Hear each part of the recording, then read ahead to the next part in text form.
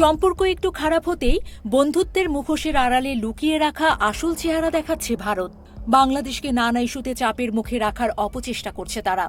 এই পরিস্থিতিতে ভারতকে দাঁত ভাঙা জবাব দিতে তাদের জম হিসেবে পরিচিত পাকিস্তানের সঙ্গে সুসম্পর্ক গড়ে তুলেছে বাংলাদেশ।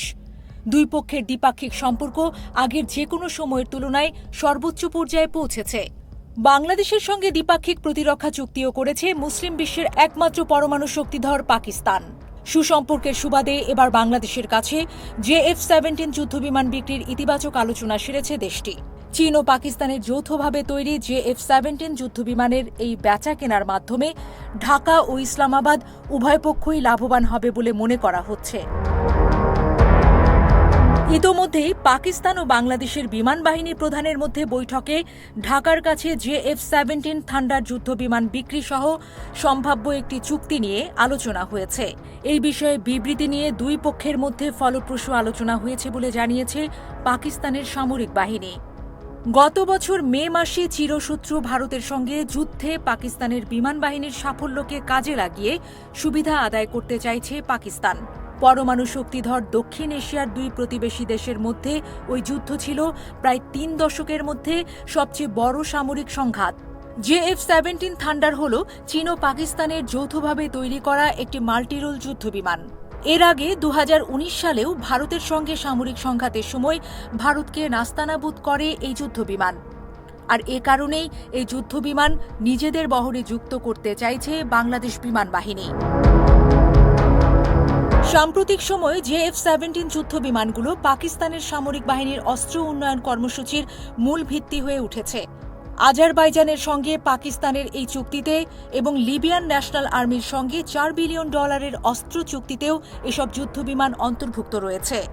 মঙ্গলবার পাকিস্তানের প্রতিরক্ষা মন্ত্রী খাজা আসিফ বলেন, যুদ্ধের ময়দানে আমাদের যুদ্ধবিমান পরীক্ষিত। আমরা এত অর্ডার পাচ্ছি যেন 6 মাসের মধ্যে পাকিস্তানের আর আন্তর্জাতিক মুদ্রা তহবিলকে দরকার নাও হতে পারে।